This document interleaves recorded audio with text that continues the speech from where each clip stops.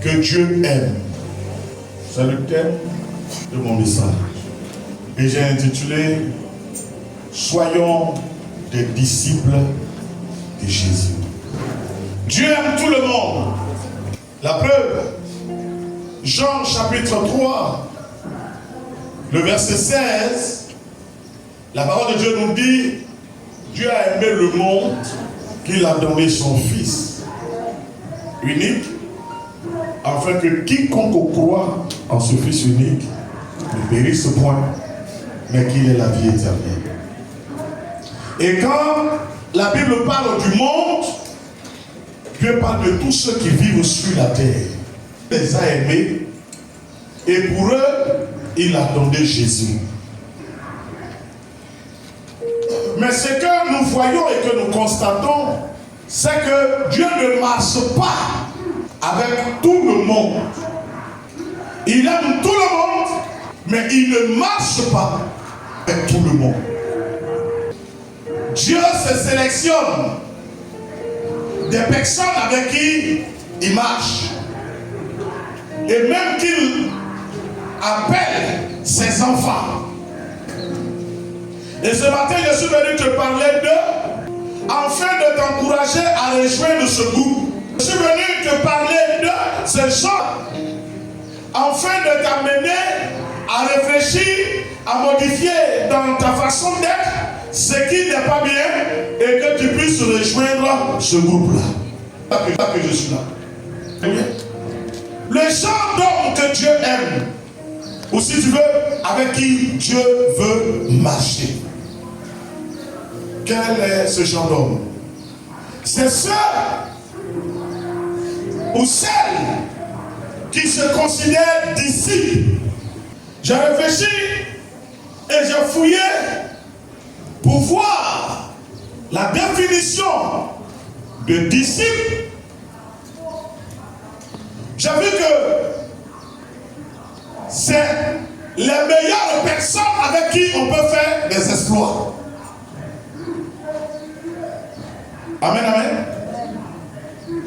Ça m'a donné de comprendre pourquoi, quand Jésus est parti, tous ceux qui ont côtoyé Jésus n'ont pas fait de miracle, mais que c'est juste un foyer de personnes qui ont pu. Parce que tous étaient là, mais tous n'étaient pas dans l'esprit de disciples. Tous étaient là, mais tous n'étaient pas dans la peau de disciples. Le dictionnaire Larousse dit qu'un disciple, c'est un être qui reconnaît avoir un maître à qui il dévoue soumission, obéissance et abandon total de sa vie. Tu comprends bien? Alors en ce moment, ce que le maître veut là, c'est ça qui est fait. Amen. Est-ce que tu comprends bien? Si vous croyez en moi, vous ferez les œuvres que j'ai faites et vous en ferez de plus grand. À quel moment? Quand vous allez croire en moi. Oh, croire, la définition de croire, c'est accepter le principe et s'y en donner complètement. Quand on croit, on accepte et on s'en adore. Quand je crois que quelqu'un peut soulever ça, j'accepte qu'il peut soulever et je le laisse soulever. Je ne vais pas lutter avec lui. Si je vais lutter avec lui, c'est que je ne crois pas qu'il peut soulever. Quand je crois que quelqu'un peut quoi me donner de l'argent, prenez un exemple. Je lui expose ma situation et je le laisse décider. Parce que de toutes les façons, je crois et ça va finir, il va me le donner. Alléluia.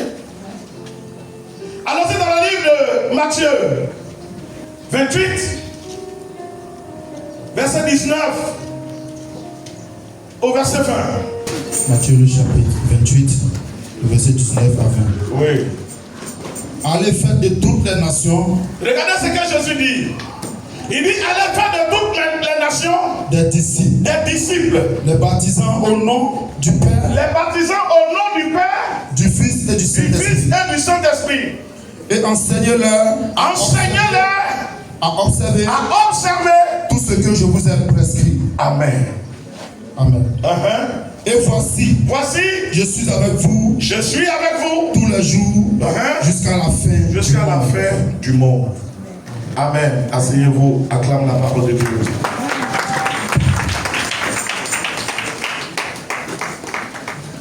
Le texte que nous venons de lire, bien-aimé, nous situe le genre de personnes que Dieu veut. Qui? Des disciples. Jésus s'en va. On est en fin Matthieu, le dernier chapitre du livre de Matthieu. Jésus s'adresse aux poignées de personnes qui sont là, les 12. Le maître s'en va. Il leur donne la commission. Ce qu'on appelle tous dans le jargon chrétien évangélique, la commission, la grande commission. Allez. Le Seigneur dit donc, allez. Allez où? Allez annoncer la bonne nouvelle. Prêchez la bonne nouvelle. Et faites de toutes les nations qui auront accepté des disciples.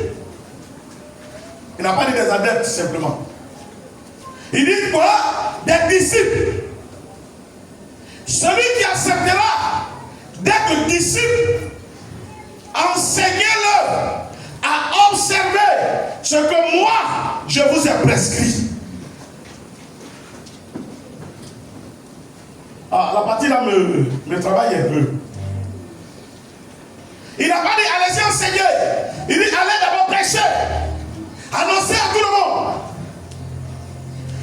Dans tout le monde là, celui ou celle qui va accepter.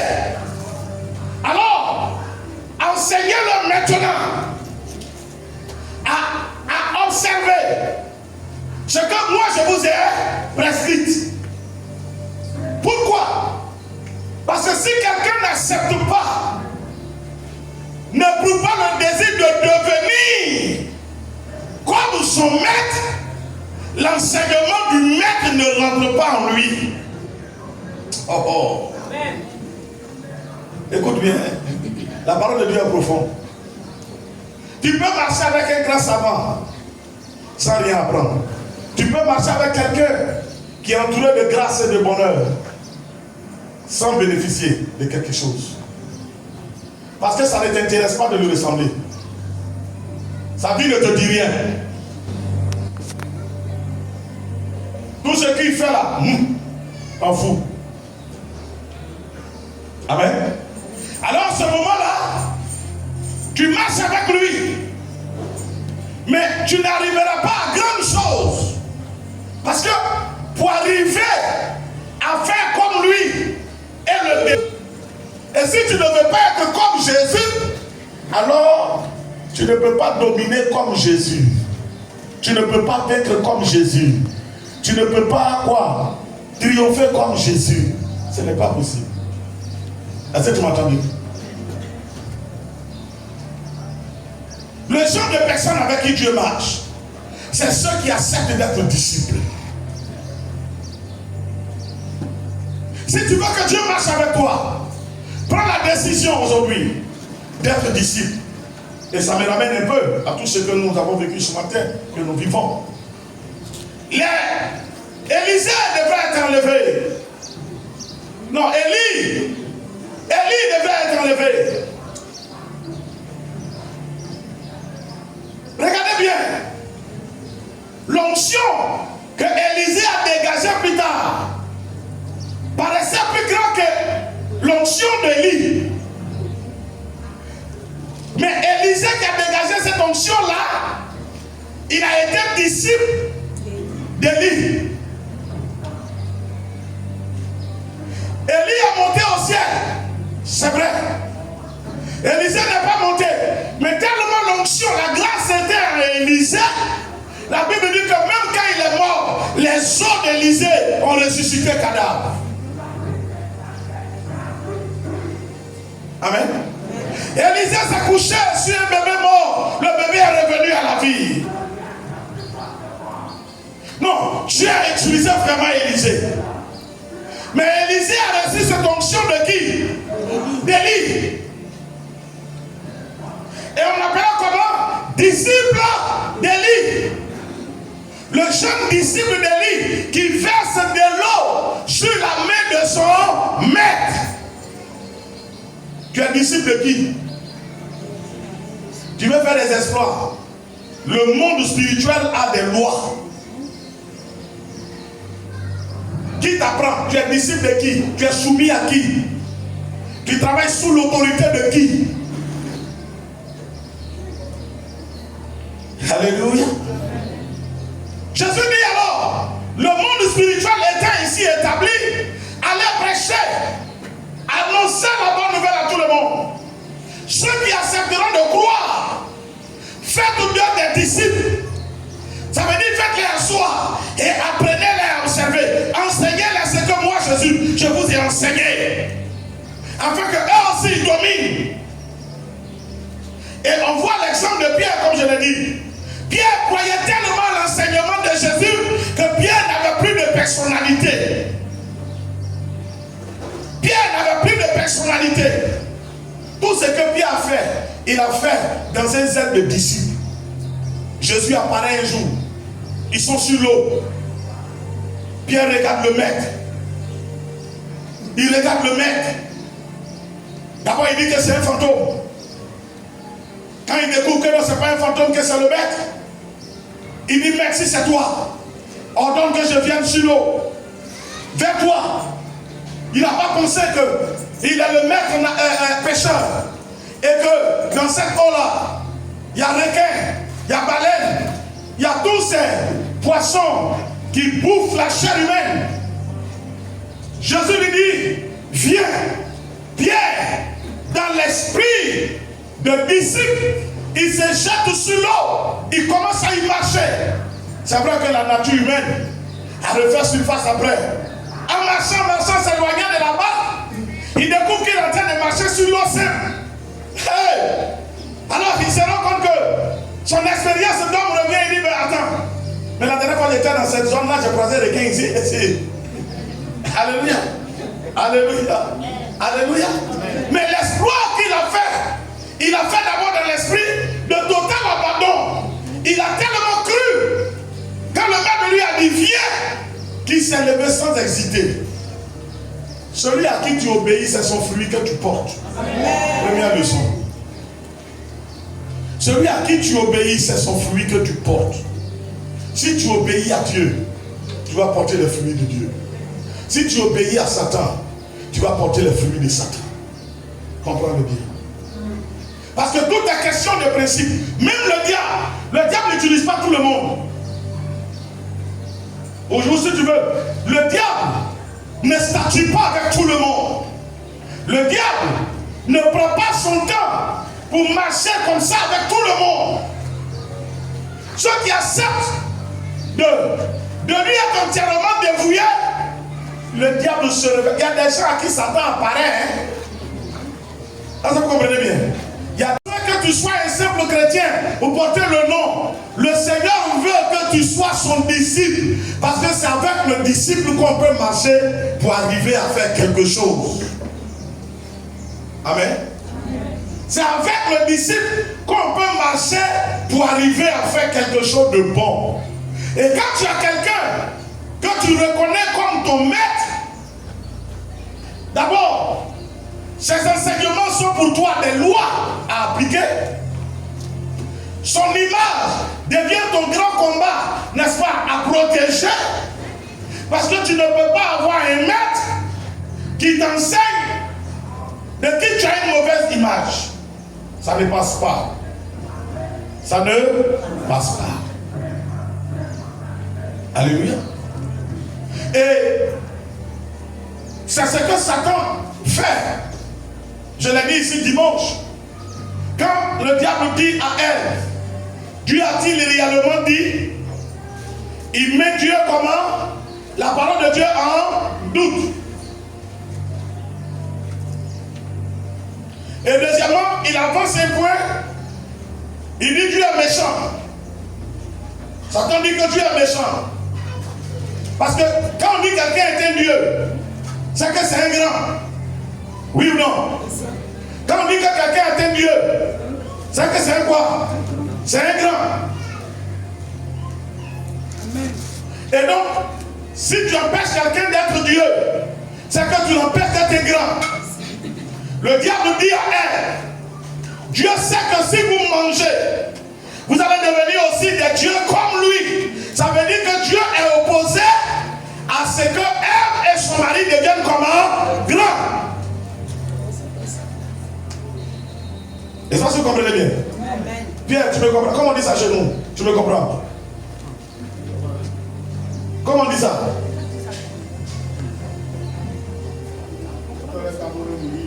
Voilà, c'est ça qu'il a dit. Parce que ça, il faut que je mange docteur pour pouvoir répéter. Alléluia. Donc, le diable vient dire à elle, Dieu a-t-il réellement dit un? Ça veut dire, c'est pas que Dieu a dit ou Dieu n'a pas dit. Est-ce que toi tu as la certitude? Mieux, s'il a dit, il sait que si vous mangez, vous allez devenir des dieux comme lui. Ah, pour celui qui réfléchit donc, hein? Donc Dieu ne veut pas qu'on soit grand comme lui. Donc Dieu veut qu'on reste toujours petit en bas de lui. Ou bien je me trompe? Vous comprenez bien? À partir de ce moment-là, la séparation est obligée. Parce que elle est décalée. Elle ne voit plus Dieu de la même façon. Donc l'enseignement ne peut plus passer. Donc il ne peut plus devenir comme Dieu veut. La collaboration n'est plus possible. Quand Dieu vient et que Dieu découvre, Dieu a été obligé de les chasser. Alléluia. C'est pourquoi je dis encore à Yannick, ne laisse jamais quelqu'un venir dépeindre ta femme auprès de toi. Ne laisse jamais quelqu'un venir parler mal de ta femme. Madame Yannick, ne parle pas mal de ton mari et ne laisse jamais quelqu'un venir te parler mal de ton mari. Parce que si quelqu'un le fait et que toi, tu arrives à avaler cela, il ne peut plus jamais avoir d'entente entre toi et ton mari. Tu vas chercher la côte, tu ne trouveras pas. Mais en réalité, c'est-à-dire que tu n'es plus dans la même disposition. Tu n'es plus dans la même disposition. Il a toujours ton mari, mais c'est un faux type. On dit il a menti. On dit il a menti. Alléluia.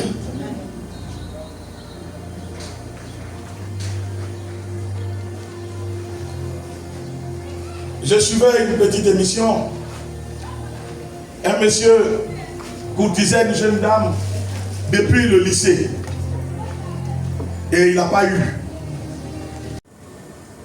La vie chrétienne qui donne la réussite, c'est la vie chrétienne dans laquelle on se met dans la peau de disciple. Le chrétien qui connaît trop, il n'arrive à rien. Dans la vie d'ailleurs, quand quelqu'un montre qu'il connaît trop, bon, on le classe. On le classe. C'est ce que je suis venu te dire. Alléluia. Amen. Parce que malgré tout, je suis d'abord disciple. Amen. Jean. Je donne ce texte et puis on va prier.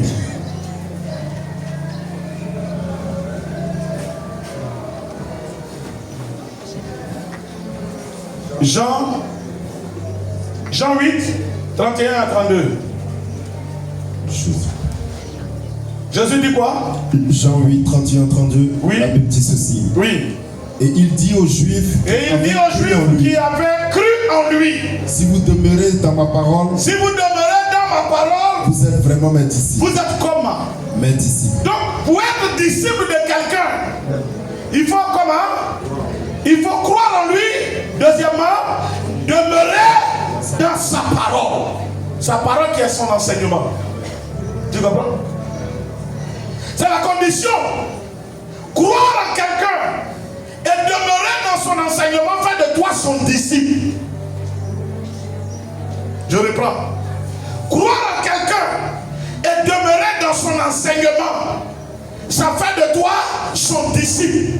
Allons-y. Vous connaîtrez la vérité. Alors vous connaîtrez la vérité. Et la vérité vous affranchira. Et la vérité vous affranchira. Tu comprends bien? Tu veux être disciple? Il y a deux conditions. Crois en Jésus et demeure dans sa parole. Si tu es chrétien et que tu ne te retrouves pas dans la parole de Dieu, la parole de Dieu ne se retrouve pas en toi, tu n'es pas disciple de Jésus. Et comment Jésus va faire des exploits avec toi? Comment il le fait? Assieds-toi. Pour conforter ta foi, regarde dans le livre de Actes. Actes chapitre combien? Actes chapitre 11, le verset 25. Le verset 25 et 26. Il dit quoi? Barnabas. Allons-y. Barnabas se rendit ensuite à Tarse. Barnabas se rendit ensuite en Tarse. Pour chercher Saul. Pour chercher Saul. Et l'ayant trouvé, il l'amena à Antioche. Il amena Paul à Antioche. Pendant toute une année. Il se réunit. Barnabas et les autres se réunissaient aux assemblées de l'église. Et il enseignait beaucoup de personnes. Il enseignait beaucoup de personnes. Ce fut à Antioche. Que pour la première fois. Les disciples furent appelés chrétiens. Sinon avant on les appelait comment? Disciples. On les appelait comment? Disciples. Et c'est ce jour-là. Chrétien, qui tu es? Je suis chrétien. C'est le jour-là on a appelé chrétien. Pour la première fois. Mais ceux qu'on appelait chrétiens, comment ils étaient? Ils étaient quoi? Disciples. Et la Bible dit quoi là? Paul réunissait beaucoup de personnes dans l'assemblée de l'église et il les enseignait. Frère, celui en qui tu crois, qui a sa parole dans ta vie là, ce sont ces fruits que tu portes. Que Dieu te bénisse. Escom Monsieur.